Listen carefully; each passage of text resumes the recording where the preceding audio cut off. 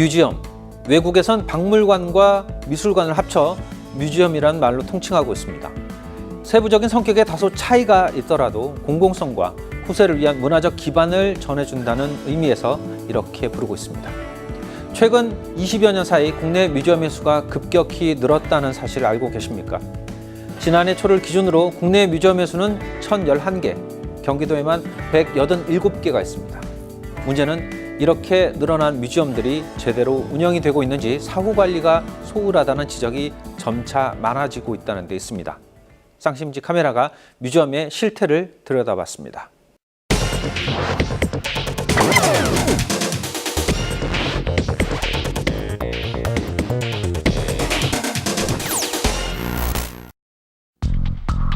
문화 예술 인프라가 상대적으로 취약한 경기도. 경기도와 지방자치단체는 이를 극복하고 지역의 역사성을 부각시키고자 다양한 공공뮤지엄을 건립했다. 여기서 문제는 이러한 공공뮤지엄들이 대부분 혈세 먹는 하마로 낙인 찍히고 있다는 것. 뮤지엄도 좀 자립도를 올려야 되는 거 아니냐. 왜냐하면 자립도가 너무 낮으니까 올려야 되는 거 아니냐는 이제 생각이 있죠. 그러나 도서관에다 그런 얘기를 하진 않잖아요. 더욱이 박물관과 미술관이 가지고 있는 복합 문화교육시설의 특성이 반영되지 않은 채 경영 합리화하는 잣대로 평가받고 있다.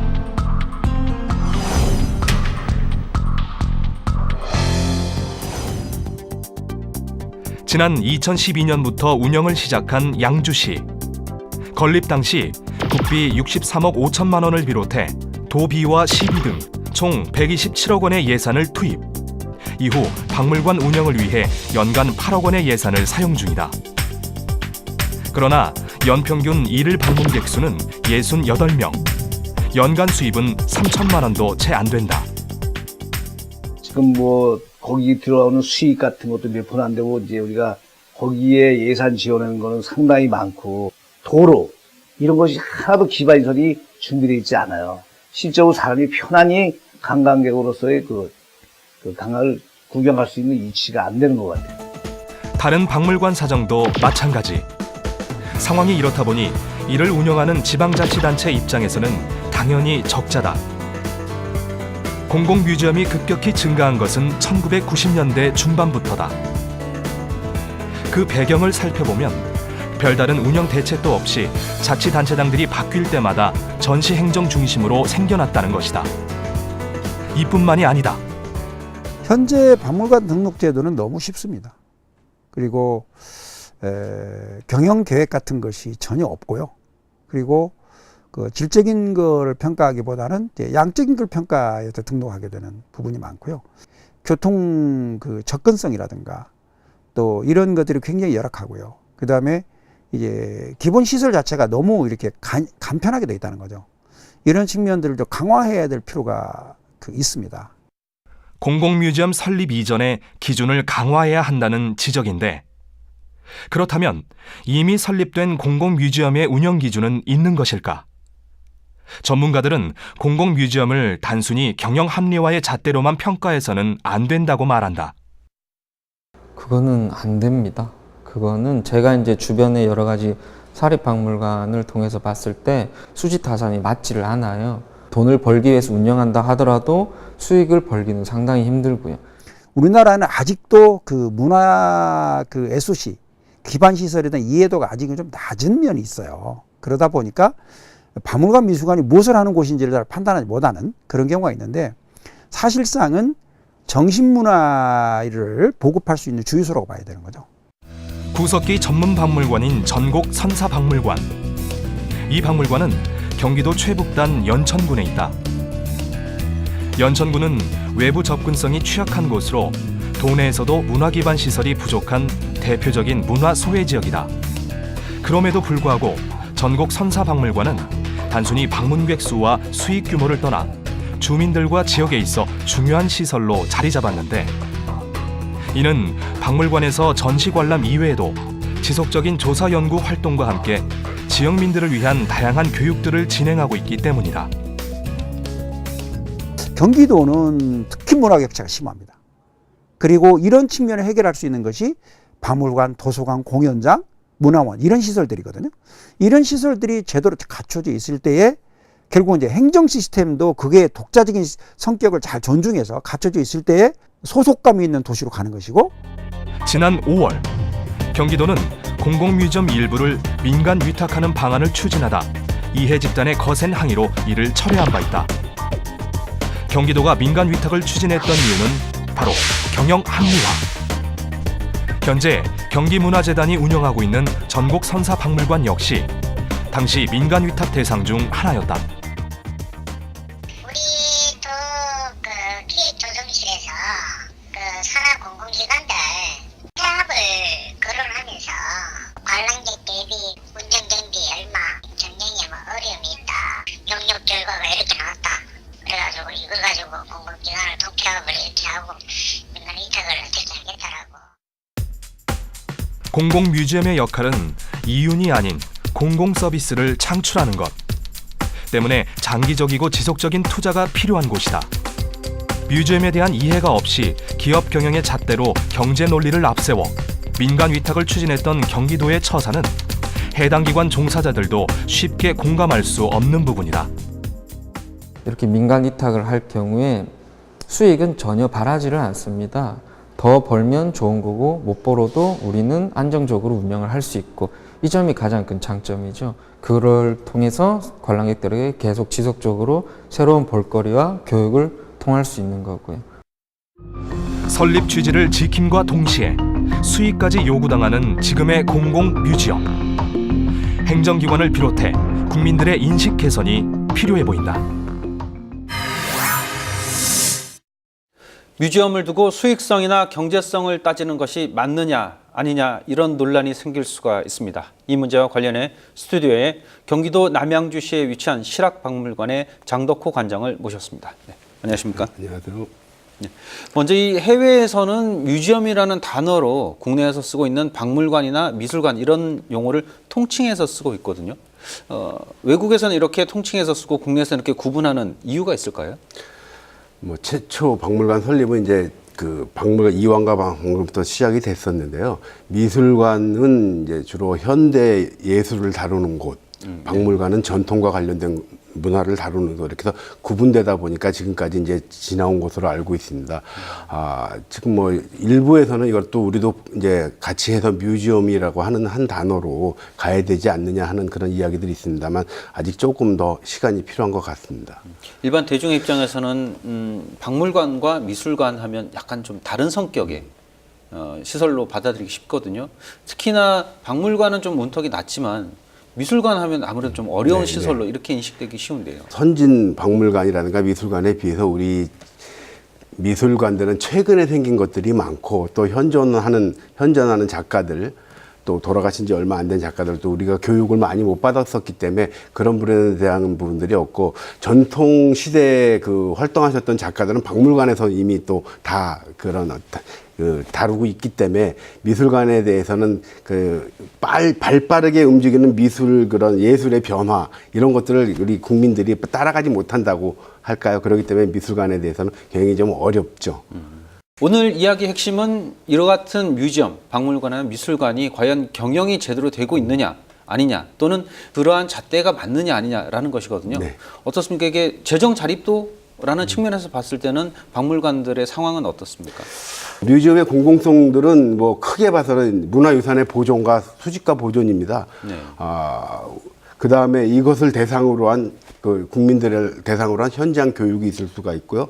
또 이런 것들을 전시하는 문화 향유 기회를 제공하는 곳입니다. 그래서 이런 공공성들이 있는데, 이런 공공성들에 대해서 뭐 의료나 철도, 교육, 돈 벌려고 하지 않거든요. 근데 유독 뮤지엄에서는 자꾸만 재정 수익, 돈 벌려고 합니다. 관람객들이 많이 와서 그러는지 모르겠지만은 투입되는 예산만큼의 돈을 벌 수는 없습니다. 지역을 돌다 보면은 과연 이 박물관에 내가 갈 필요가 있을까라는 관광객 입장이나 지역 주민 입장에서는 그런 고민을 할 수밖에 없거든요. 우리나라 전체 역사라든가 문화가 특출난 곳은 그렇게 많지는 않습니다, 사실은. 네. 그래서 이런 뮤지엄을 만들어 놨을 적에 어떻게 그 지역 거를 잘 뽑아서 활용하느냐인데, 지금 그러다 보니까는 그런 그 프로그램 자체가 좀 빈약하다고 보여지는 거죠. 만들 적에 빨리 만들어야 되니까. 그 공약에 의해서 내 그 재임 기간 안에 빨리 만들어야 되니까 왜 외국 같은 경우는 박물관을, 뮤지엄을 만들려면 뭐 10년, 20년씩 오랜 기간을 계획을 가지고 만드는데 우리나라는 뭐 4년 안에 해결을 해버려야 되니까요. 그러니까는 프로그램이 당연히 빈약할 수가 없고 어느 박물관, 어느 미술관을 가도 다 똑같은 그런 프로그램이라는 것들이죠. 그래서 앞으로 향후 만들어지는 박물관, 미술관들은 조금 더 오랜 장기적인 그런 어떤 계획을 가지고 우리 지역에서 무엇을 보여줄 것인가 하는 그런 계획들이 좀 더 필요하지 않는가 싶습니다. 그래야 관람객들이 가보고 싶고 여기 가면 또 조금 더 달라. 네. 이런 것들이 좀 달라질 수 있지 않을까 싶습니다. 지난 20여 년간의 뮤지엄의 어떤 양적인 성장에 비해서 질적인 성장은 그를 뒤따르지 못하고 있다. 이런 네, 말씀이십니다. 그렇습니다. 예. 서울에 비해서 문화예술의 인프라가 부족한 곳에서 박물관을 비롯한 미술관 등이 필요하다는 의견, 그리고 그 시설을 바탕으로 지역 주민들의 문화 욕구를 충족시킬 수 있다는 의견도 분명히 타당한 부분은 있습니다. 문제는 비용인데요. 뮤지엄을 운영하는 주체들도 이 점을 해결하기 위해서 많은 애를 쓰고 있었습니다. 공공뮤지엄이 혈세 낭비라는 생각을 버리고 오히려 과감한 투자를 통해 방문객을 늘리려는 지방자치단체도 있다. 미술관을 직접 운영하는 경기도 양주시는 최근 미술관 인근 9,000제곱미터 규모의 조각공원을 매입해 미술관과 통합 운영을 시작했다. 시는 미술관과 조각공원을 통합 운영할 경우 연간 입장객이 기존 대비 배 이상 늘어날 것으로 기대하고 있는데 자옥집 미술관에 대한 것은 아직 뭐 양주시에서 시기상조라고 볼지 안 볼지 모르겠지만 이 공감대가 서지 않은 상태에서 사실 그거를 이제 하게 된 거예요. 근데 그 수입이 전 중요하다고 생각하지 않아요. 앞으로 이제 그 1년에 1억도 얼마도 안 되는 이상 정말 시민을 위해서 문화를 위해서라면은 그거 수익금을 받지 말고 좀 개선책을 마련해야 돼요. 한편 지방자치단체에서 직접 운영하는 것이 아닌 민간 위탁을 통해서 성공적으로 운영되고 있는 공공뮤지엄도 있다. 관내 7개의 공공뮤지엄 가운데 5개를 민간 위탁으로 운영하고 있는 경기도 양평군. 그 가운데 양평군립미술관의 경우 연간 20만 명의 관람객이, 곤충박물관의 경우 연간 10만 명 이상이 찾아 양평을 대표하는 지역 명소로 자리 잡았다. 박물관도 여러 가지 성격들이 있습니다. 이제 그걸 군에서 직영을 하면은 그런 마인드를 못 쫓아가고 전문가나 거기에 대한 관련 지식이 있는 그런 단체나 이런 데서 그걸 위탁을 해야만이 그게 실질적으로 운영이 되지 않나. 우리가 위탁비부터 또 거기에 보수와 하는 걸 모든 권한을 저희가 예산을 편성해서 지원하고 자체적으로 이렇게 다 계획을 수립해서 이렇게 하고 있습니다. 그러나 공공뮤지엄을 전문 민간기관이 위탁 운영한다고 해도 수익 구조를 개선하는 데 어려움이 따르는데 수지를 이렇게 비교한다는 자체가 잘못된 것 같고요. 왜냐하면은 지역의 문화를 한 단계 올려주는 그런 역할을 하고 또 우리 평생 교육의 그 기능을 박물관하고 미술이 담당합니다. 미술관이 그런 것을 봤을 때는 아마 그 우리가 예산을 투입하는 그거보다도 더 많은 효과를 갖고 있지 않냐 이렇게 저희는 분석을 하고 있습니다. 비영리는 영리보다도 치열하게 영리적이어야 된다. 그러지 않으면 생존할 수가 없어요. 이런 측면에서 좀 반성점도 있고 또 그 뮤지엄이 갖고 있는 그런 출발점에서부터 비영리적 성격을 띨 수밖에 없지 않습니까? 그것을 이해해주고 또 적극적으로 후원하는 그런 저마다 자구책을 마련하여 공공뮤지엄의 활성화를 꾀하는 지방자치단체. 공공뮤지엄의 수익을 따지기 이전에 전문성을 강화하고 수준 높은 콘텐츠를 갖춰야 하지 않을까. 네, 민간 위탁의 성공적인 사례로 지금 양평군립미술관의 사례를 들었는데요. 네. 이곳조차도 사실은 수익 문제 때문에 여러 가지 어려움을 겪고 있다라는 얘기가 들리고 있습니다. 과연 근본적인 이유가 어디에 있을까요? 뭐 지자체에서는 지금 민간 위탁한 거에 대해서 왜 성공적이다 이렇게 얘기를 하고 있지만 저희 박물관을 운영하는 사람들 입장에서 보면은 점점 더 나빠질 것이다 지금보다도. 왜 그렇게 보냐 하면은 그 민간 위탁이라고 하는 것은 어쨌든 간에 수익을 내야만이 됩니다. 그리고 당장 수익이 아니더라도 한 해 한 해 평가를 받아야 됩니다. 박물관 운영에 대한 평가. 네. 박물관 운영에 대한 평가의 가장 큰 축은 관람객 숫자입니다. 네. 관람객 숫자를 갖다 늘리려고 해서 온갖 방법을 많이 쓰겠죠. 근데 박물관을 운영하기 위해서는 박물관에는 4대 기본 기능이 있습니다. 소장품을 수집 보존하는 기능이 네. 있습니다. 그 다음에 이것을 조사 연구하는 기능이 있습니다. 그 다음에 전시하는 기능, 또 교육하는 기능. 이 4가지 4대 기능이 선순환적으로 이루어져야 됩니다. 네. 여기서 어느 한 군데만 빠져도 박물관의 운영에서 큰 차질이 생기게 됩니다. 근데 민간 위탁을 줬을 경우에는 소장품 수집하겠습니까? 안 하죠. 조사 연구하겠습니까? 안 합니다. 전시와 교육, 이거 위주로 가게 됩니다. 이거는 깊이가 없어집니다. 좀 전에 말씀드렸듯이 지역에 양평군립미술관이면 양평과 관련된 여러 가지들 많이를 해야 되는 부분들인데 네. 조사 연구 없습니다. 그냥 그때그때 사람들이 좋아하는 거 이벤트성으로 흘러가게 돼 있습니다. 박물관이 한 해, 2회 하고 말 건 아닙니다. 박물관 뮤지엄들은 가면은 영원히 간다고 봐야 되는데 그런 깊이가 처음 만들었을 때 깊이 없이 시작을 했을 적에는 박물관은 곧 없어지게 된다고 보는 거죠. 다른 측면에서 봤을 때요. 공공에서 운영한다고 해서 그러면 앞서 말씀하신 4가지 조건 중에 이 조사나 연구 같은 것들이 더 많이 이루어진다. 이렇게 볼 수가 있습니다. 지자체에서 직접 운영하는 곳들은 그래도 그게 가장 잘 되고 있는 것들입니다. 사실은 제가 96년도부터 경기도 박물관 운영할 때 이제 개관할 때부터 거기서 이제 계속 근무를 했었는데 네. 소장품 구입이 꾸준히 이루어졌습니다. 꾸준히 이루어지다 보니까는 그 기증하시는 분들도 많고 박물관의 위상이 점점 높아질수록 기증이라든가 다른 쪽에서 기탁하시는 분들 점점 많아집니다. 네. 그거는 경기도 박물관을 보고 주는 것이 아니라 경기도라고 하는 큰 지자체를 보고 주는 거거든요. 왜? 박물관들은 아까 말씀드렸듯이 없어지지 않거든요. 경기도에서 운영하기 때문에. 근데 민간으로 와갖고서 2008년도에 경기도 박물관이 민간으로 온 다음부터는 기증도 점점 떨어지게 돼 있고 그렇게 됩니다. 그러니까 이 운영 체계라고 하는 것이 지자체에서 했을 때 국민들이 봤을 적에 안정적이라는 겁니다. 그리고 거기에서 그 일하고 있는 그 구성원들조차도 안정적이기 때문에 이런 것들에 열심히 일하고 장기 계획을 갖고 일을 하게 되는 거지 당장 민간에서 위탁한 그런 부분들은 지금 1년 계약직들로 운영을 하고 있습니다. 1년 계약직들이 내일을 모르는데 장기 계획을 세울 수가 있겠습니까? 공공적인 성격만 너무 강조하게 되면 지역 주민들에게 돌아가야 될 문화 향유의 어떤 기회 이런 것들이 줄어들지 않을까 이런 우려도 되지 않습니까? 그런 공공적들을 바탕으로 해서 새로운 콘텐츠들을 계속 개발을 해야 되는 것들이죠.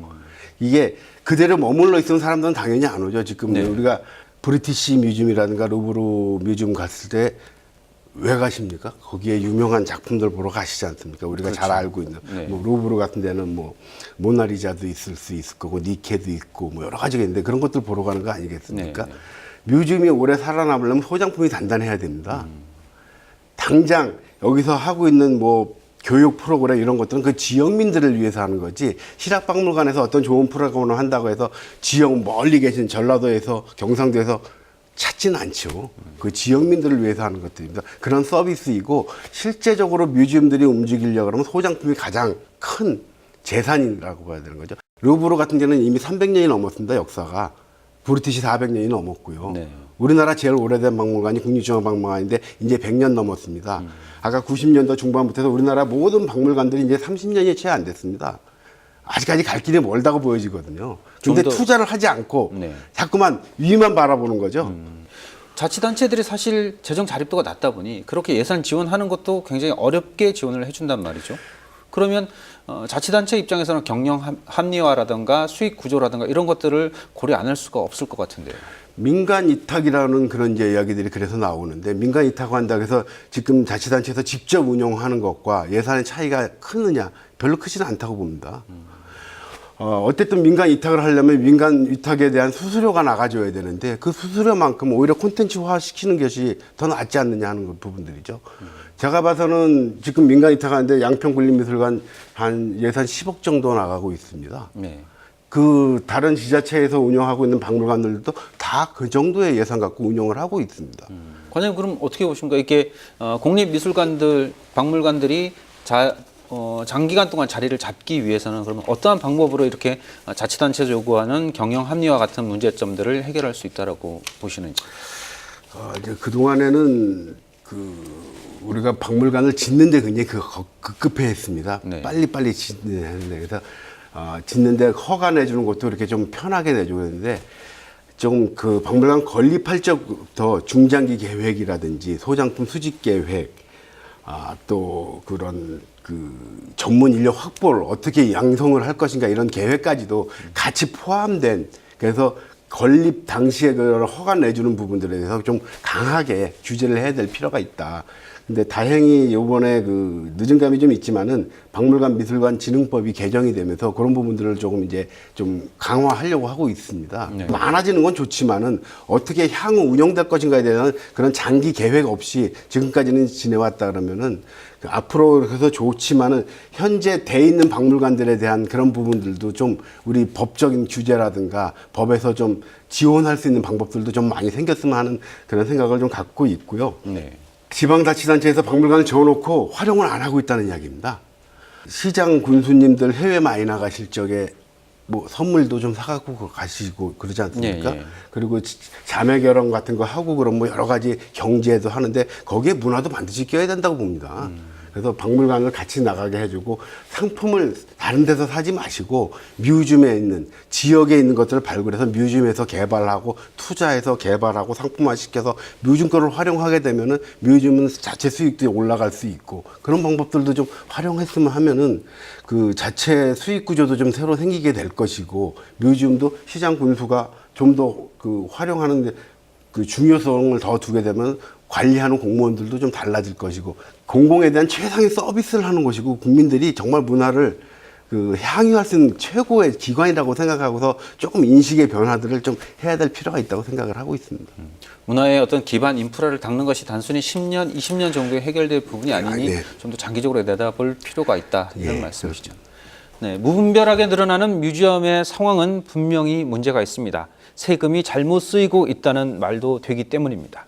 하지만 이미 지어진 뮤지엄들이 경영성이나 효율성을 이유로 지역 주민들에게 돌아가야 할 문화적 기반이 훼손되어서도 안 될 겁니다. 앞으로의 뮤지엄은 보다 꼼꼼히 계획을 살펴보아야 할 것입니다. 오늘 도움 말씀에 실학박물관 장덕호 관장이었습니다. 감사합니다. 감사합니다.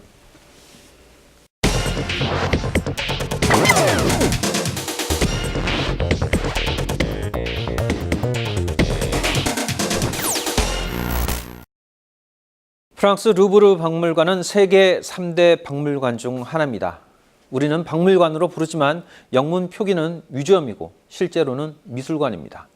이렇듯 우리의 뮤지엄 관련 인식은 사실 빈곤하다고 할 정도로 낮은 편입니다.